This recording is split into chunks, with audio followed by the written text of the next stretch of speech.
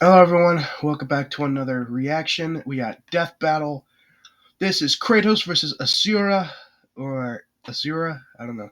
This is God of War versus Asura's Wrath. The original video, as well as Death Battle's channel, will be linked in the description. Go support them in any way you possibly can. Like, comment, subscribe to them, all that good stuff. And if you have anything you want me to react to, go ahead and let me know in the comment section down below. I read every single comment. I'm going with Asura. I don't know anything about Kratos or Asura, but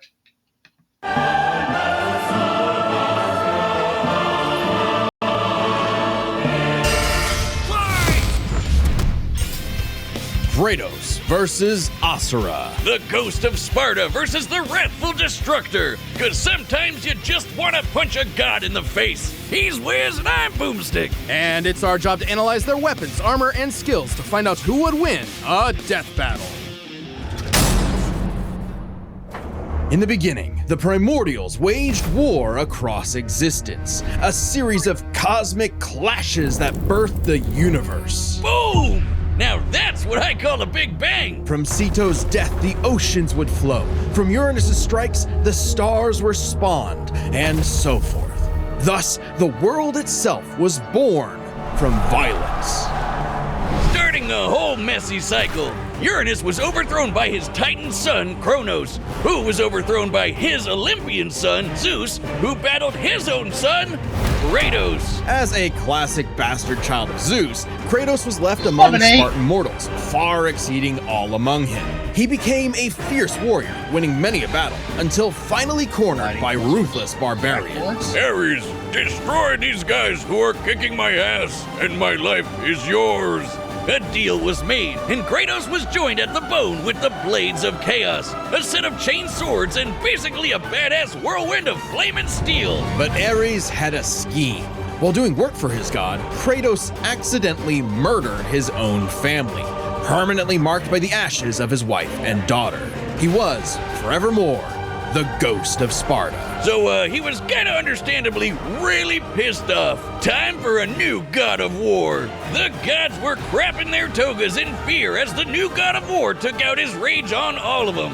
And got some new gear out of it too. With Poseidon's trident and Icarus's wings, Kratos dominated both sea and sky. He also has a tendency to carry powerful severed heads, like Medusa's. And the claws of Hades could steal souls, even the soul of Hades himself. Should have thought that one through, man. Neither Perseus or Hercules were a match for Kratos, nor was Helios, the sun god capable of moving stars and spreading light across the entire underworld. He fought Atlas, the Titan of Strength, who broke the load-bearing pillar of the universe. So Kratos forced him to hold up the cosmos on his own instead. And he could do it with just one hand, according to the novelization. Even his grandpappy Kronos failed to stop him.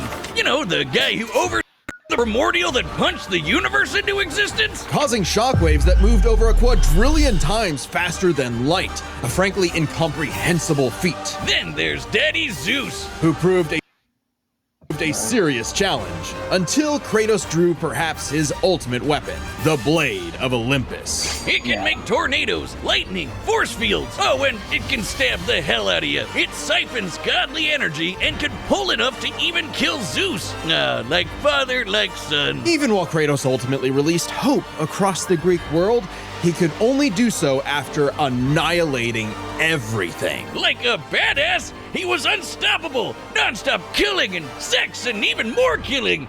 And yet, he couldn't be any more depressed. His wife and daughter were still gone. What was he to do? He didn't know. He wandered aimlessly for years, somehow stumbling into Norse mythology where he met Faye, his second wife. Good start, buddy. Kratos had a new lease on life, but he could not escape his past mistakes. There's a reason he hid his swords in a dingy basement. Even so, Faye insisted he could do better. So he became a dad to a new boy. Easily the toughest task he ever undertook, especially after Faye unfortunately died of a mysterious illness. Damn it, not again!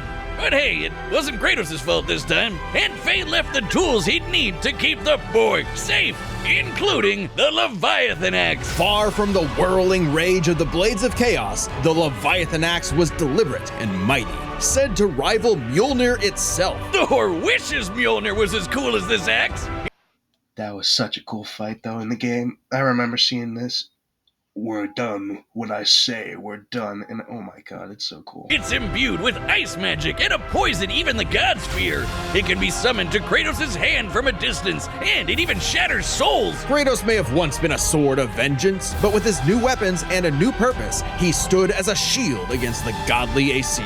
Too bad he just can't help but get in trouble with gods. But now he knew how to control his anger. Which is even more important than it sounds. Kratos' Spartan rage summons an inner strength with magical properties. He can even get so pissed off that he straight up heals himself. That seems like the opposite of what should happen. Not all anger is problematic, and Kratos wields plenty of new weapons and relics to channel his rage through. Like the Dropnir Ring, which can summon a bunch of wind spears. They can absorb all types of energy and blast it back. He even has relics and magic that can warp space and slow down time. Naturally, he contested with the strongest of the Norse gods, including the god of thunder Thor, who was powerful enough to fight the fire giant Surtur and the world serpent Jormungandr at the same time. Oh, and that fire giant would be the cause of actual Ragnarok. You can't defeat me, Thor. I know, but he can. Well, not exactly. Freyr, the rain god, held off Ragnarok for a considerable time on his own, and the sheer power of Ragnarok shook Yggdrasil down to its very roots. That's the World Tree, which is like a literal tree that connects the whole universe. According to Freya, the tree's very existence supports all of creation among its boughs. Every strand transcending time, transcending space. Everything comes back to the tree. So it's kinda like Kratos lives in a really, really, really big treehouse. In his quest to free the Norse world, Kratos reclaimed old weapons by reckoning with his past sins, even taking up the Blade of Olympus once again. Even better, he actually got to be a decent dad. And now the boy is a man and also a bear. Kratos made a lifetime of mistakes, but this future would be different. He'd be more than he was in the past, not just a god of war, but a leader, a father, and a defender, a god of hope. Are they talking about Brawlhalla when he fought fucking Shovel Knight? I don't know. This battle is sponsored by Robin Hood Gold. Get your bag, but I gotta skip it. Oh, get your bag. Long ago, a Gold LLC. Long ago, a demigod fell from the heavens, only to rise from the depths of Naraka after 12,000 years. After 12,000 years, he's free to punch everything dumb enough to get in his way. He was the demigod of wrath, Asura. Alongside 7 other demigod generals, Asura served as defender of humanity against the impure Goma, dark spirit monsters infesting the world. And the demigods battled the Goma by wielding a mystic energy formed from human prayer, mantra. By advancing technology, wielding a mystic energy formed from Put him in Marvel vs. Capcom. human prayer, mantra. By advancing technology with mantra, the Guardian Generals became essentially hyper-powerful mystic cyborgs. They could each harness mantra through a different emotional affinity. For August, it was greed. For Yasha, it was melancholy. I'll give you one chance to guess what Asura's is. By tapping into his wrath, Asura can take many forms for battle, like the 6-armed Vajra, a state powerful enough to subdue the embodiment of the planet's will and the source of the Goma, Vlitra. But he wasn't angry enough to put Goma Vlitra down for good. At least not yet. Of course, since he's literally powered by wrath, no enemy of Asura's would be stupid enough to do something that would make him even more mad, right? Right? Funny you should say that. God damn it. First off, Asura is not some one-dimensional anger machine.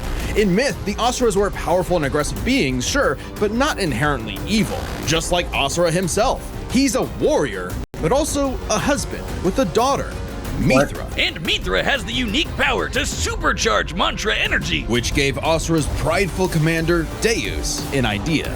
If he could weaponize Mithra, literally wiring her up to a super weapon, the Guardian Generals could maybe finally end Goma Vlitra for good. Well, obviously Asura wasn't gonna go along with that. So Deus framed Asura for killing the Emperor, murdered his wife, kidnapped Mithra, and then just straight up killed him. What a dick. But true to his nature, Asura was literally too angry to die. So long as a single part of his body remains and can possess mantra, he can climb back out of Naraka, a sort of limbo underworld between life and death. Thanks to some coaxing from a strange golden spider, he did just that, with an all-new purpose in mind. Make the gods pay! Oh yeah, they're calling themselves gods now. Turns out they're all assholes who started sacrificing thousands of innocent people to try to power up. So Asura got really pissed off. And through his rage, Asura's power exploded, rising enough to throw giants like ragdolls, shatter whole moons, and destroy a fellow deity, Wizen. Who could dwarf the planet and wreck it with just a finger. Look at this!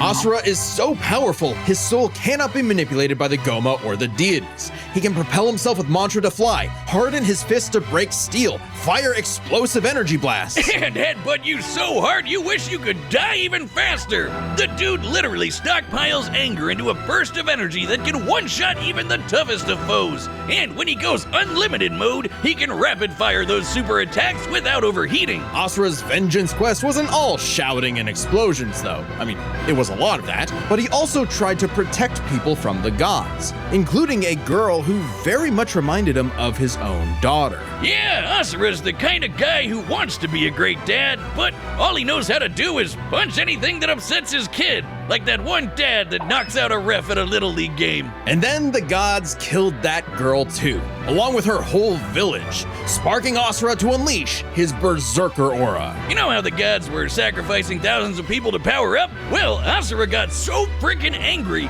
he built up enough mantra to match them, even though they've been building up energy for thousands of years. Seriously, guys, you're pissing off the guy who literally gets more powerful the angrier he gets. What did you think was gonna happen? Yet even in berserker mode, Asura never lost total control. Berserker Asura adds even more extra arms, and they're big and glowy now. The man can launch so much angry mantra he wiped out the god's whole space fleet in seconds. Asura's anger raised to levels so high even he couldn't contain it, scorching him into his wrath form. Even though it hurts Asura while he's in it, this form is still perfect for absolutely shit-stomping a snobby demigod's face in. It's okay though, his brother-in-law punched the edge out of him. Yasha saw the error of the deity's senseless sacrifices and teamed up with Asura for a coup against Deus. Awesome, they're bros again! Just in time for Asura to hit his former boss with so much mantra that he burst, then dive into the planet's core to obtain power equal to 1,000 arms!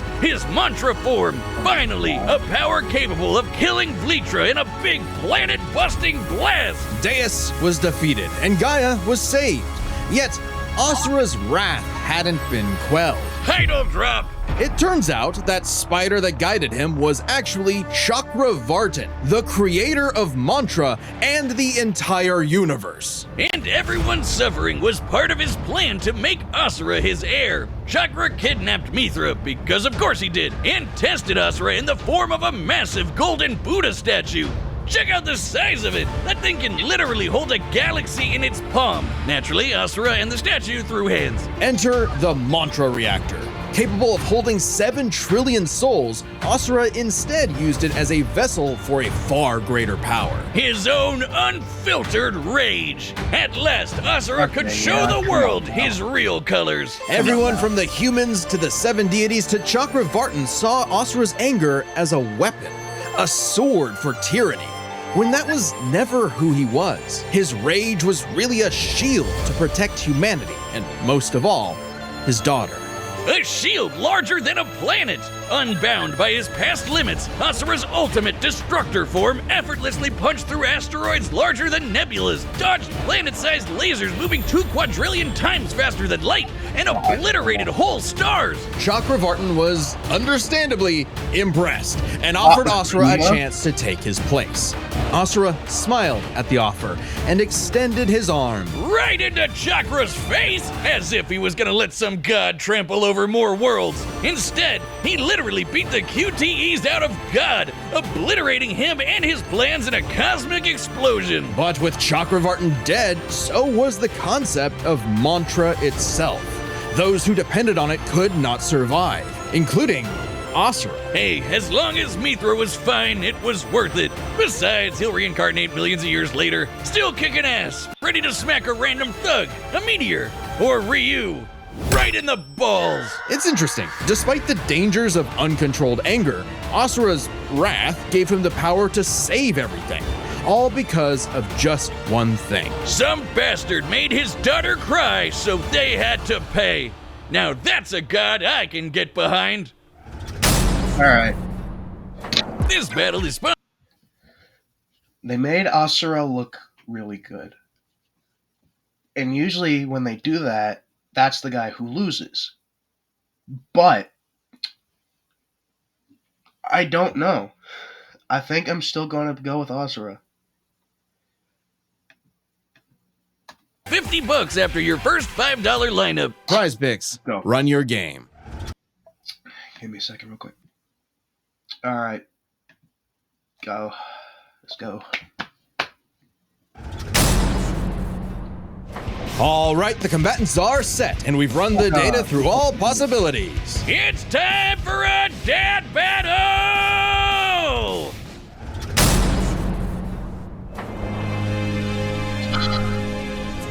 I don't want to root against Kratos. But I'm voting for Asura, but I can't root against Kratos.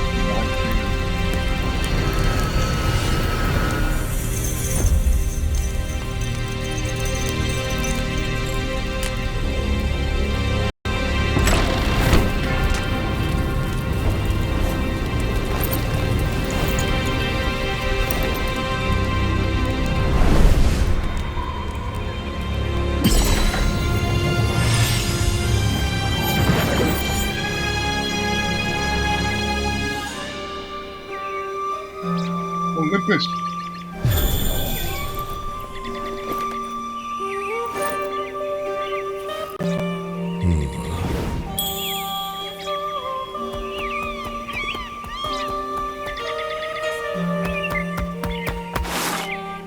It's true then. The god of war is on Gaia. But not for long. You do not want this fight.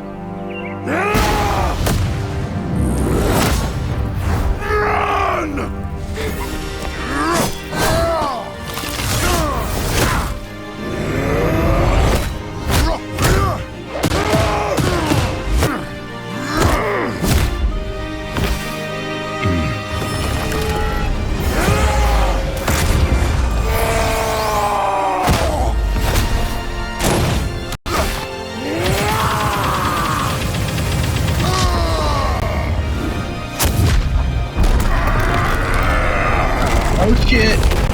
They split the planet apart. Oh, he's already got six.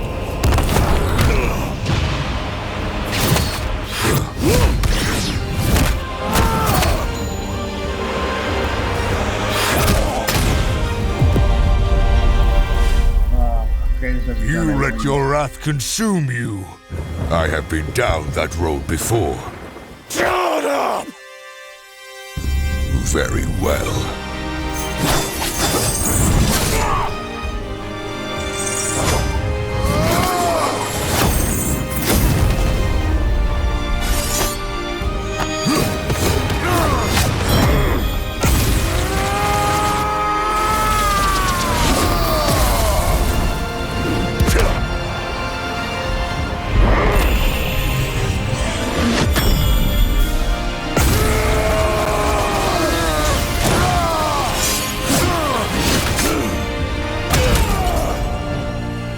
Oh, there goes his hands.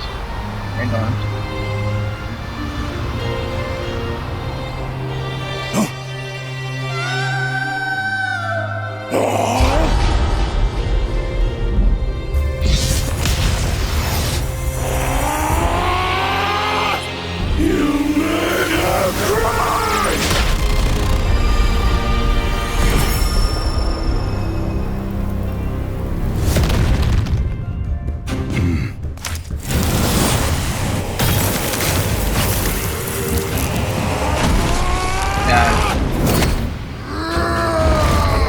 Start rage. This is not my end!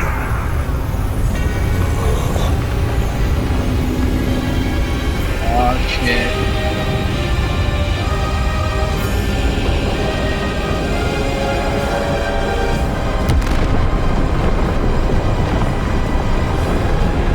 Oh shit.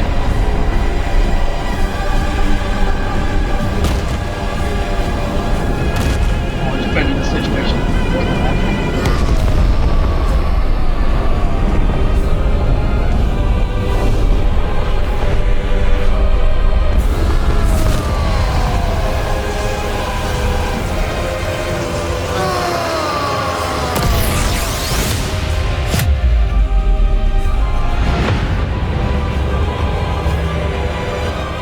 Death has not heard me yet, Titan!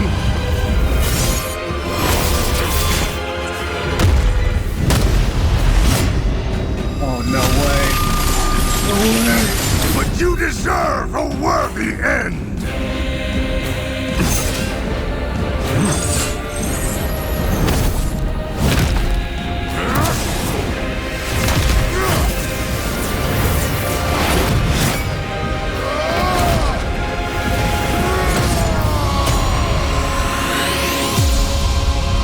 Did I get it wrong? I think I got it wrong.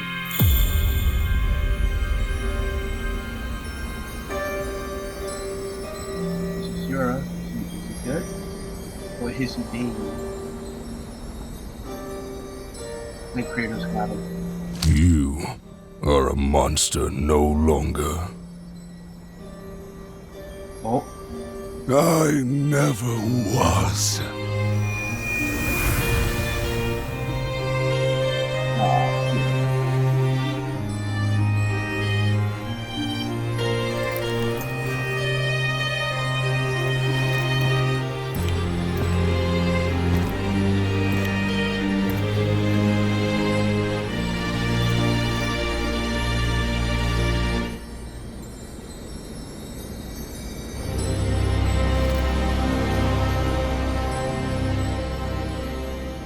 damn. That was good. That was real good. Well, I guess Asura's wrath really is gone. But are we sure this is how it'd go? Even though Asura can blow up stars? Asura had some amazing displays of apocalyptic destruction, but the full scope of their speed, experience, versatility, and power sheds a surprising light. At first glance, speed seems like a shoo-in for Asura. Kratos is quick, but he never dodged a universe-crossing laser. That doesn't mean he couldn't. Remember, as usual, we look at these characters at their peak, free from gameplay restrictions. Yeah, we're looking at everything in canon, and Kratos fought and killed Helios, the sun god. From the moment he's introduced, Helios is emphasized to be immensely powerful. Without Helios, darkness would shroud everything.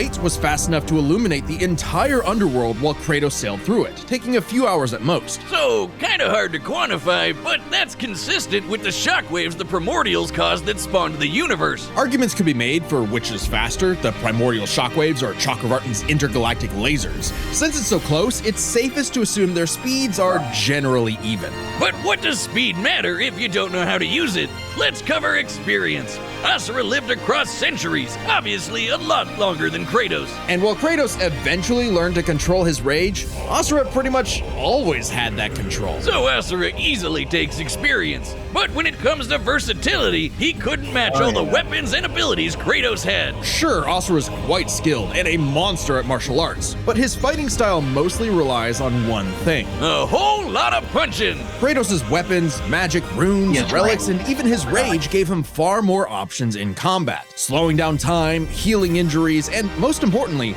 multiple weapons that could drain a variety of energies, like mantra. shit. Yeah, when Asura loses all his mantra energy, that's it for him. So the Dropnir spears and the Blade of Olympus gave Kratos exactly what he needed: versatility, and multiple ways to finish this for good before Asura just comes crawling back out of the underworld. If he could. Asura's resurrections take years or whole centuries. days at best. But all this assumes Kratos could match Asura's crazy strength. All roads lead to power, which should go to Asura, right? Look at what he can do! If this came down to who made the bigger kaboom, he'd kick Kratos' ass in 2 seconds. But a closer examination of their feats reveals the truth.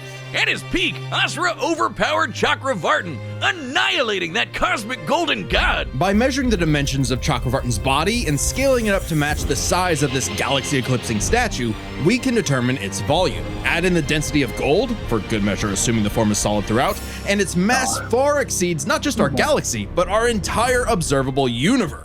Destroying that big golden god would need energy on par with obliterating our universe 91,000 times. Extremely impressive and unfathomable. However, the same idea applies to Ragnarok shaking the roots of Yggdrasil. Ragnarok is obviously a bit of a different beast than Kratos, but what really matters is what Freyr did. Right, Freyr, a god comparable to Kratos, held back Ragnarok's power for a significant time. So Kratos should be capable of the same level of power, or even more. Using an official map and knowing the world tree's branches encompass all of existence, we can measure its size and volume. And we know this map is accurate because it shows these two realms conjoined, which we see in-game. Even if we assume the Tree of the Realms is only 1% solid, a significant lowball that Kratos should easily scale above, shaking such an incomprehensibly large structure would require enough force to destroy our universe's mass energy 9 million times over. That's almost 100 times greater than Chakravartin's destruction. And this isn't some one-off outlier. I mean, a realm-shattering supergiant doesn't sound too different from the other Titans and Olympians Kratos defeated. That's the thing, isn't it? It's easy to think that we never see Kratos do anything that matches Asura, but we do. Helios' speed matches Chakravartin, and Kratos outsped him. Atlas is strong enough to lift all of reality, and Kratos overpowered him. Kronos defeated the creator of the universe in a one-on-one fight, same as Asura, and Kratos killed Kronos. Add in the clear numerical comparison of Chakravartin, Ragnarok, and Yggdrasil, and Kratos takes the edge in power. But hey, Capcom, if you give us Asura's Wrath 2, we'll try this again. That'd be pretty awesome. Asura's The Sun Rises. The god of wrath was Kratos. The winner is Kratos. All right. Let's see the next time, then, bro. But what if? What?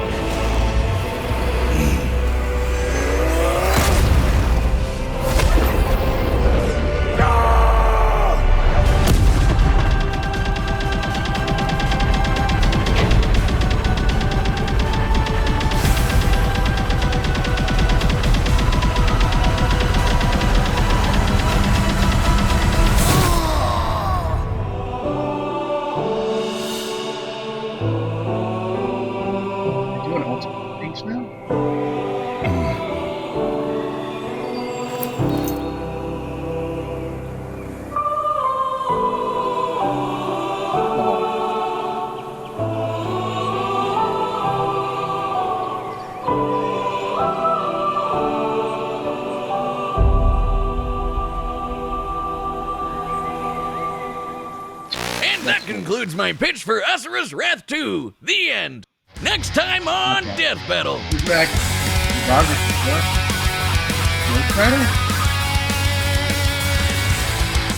Yeah, that's fine. Yeah, Nick Carey. Subscribe and join as a member to see more Death Battle. Thanks for watching. Oh, that was good. That was good. I can't wait for that one. I'm going Ghost Rider, by the way. There's no way Spawn's beating Ghost Rider. It's a good fight, though. That was fun. I love that. The original video, as well as Death Battle's channel, will be linked in the description. Go support them in any way you possibly can. Like, comment, subscribe to them, all that good stuff. And if you have anything you want me to react to, go ahead and let me know in the comment section down below. I read every single comment. That being said, bye-bye.